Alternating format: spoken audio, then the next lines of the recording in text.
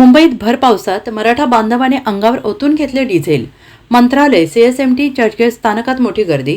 मुंबईतल्या मुसळधार पावसाचा फटका आझाद मैदानालाही बसलाय. मैदानावर मोठ्या प्रमाणावर पाणी साचले, चिखल झालेला आहे. मात्र या सगळ्या अडचणींवर मात करत मराठा आंदोलकांचा उत्साह अजूनही कायम आहे.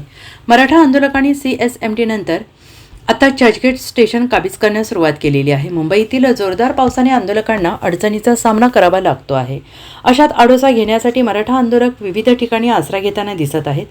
छत्रपती शिवाजी महाराज टर्मिनस बाहेर एका मराठा आंदोलकाने आत्महत्येचा प्रयत्न केला. यावेळी आंदोलकांनी अंगावर डिझेल ओतून स्वतःला संपवण्याचा प्रयत्न केलाय. मात्र वेळीच आंदोलनकर्त्याला थांबवण्यात आल्याने अनर्थ टळलाय.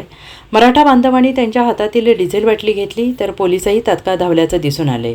पावसामुळे आझाद मैदानावर चिखल झालेला असून मराठा बांधव आडोसा शोधत आहेत. त्यातून रेल्वे स्थानकावर ते गर्दी करत आहेत. काही वेळांपूर्वी छत्रपती शिवाजी महाराज टर्मिनसवर हलगीच्या तालावर आंदोलनकर्त्यांकडून जल्लोष करण्यात आला. मोठ्या संख्येनं मराठा बांधव छत्रपती शिवाजी महाराज टर्मिनसवर एकत्र आले.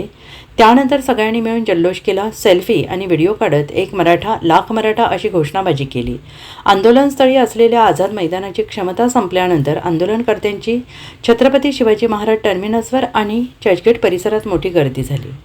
Bureau report, SBN Marathi, Mumbai.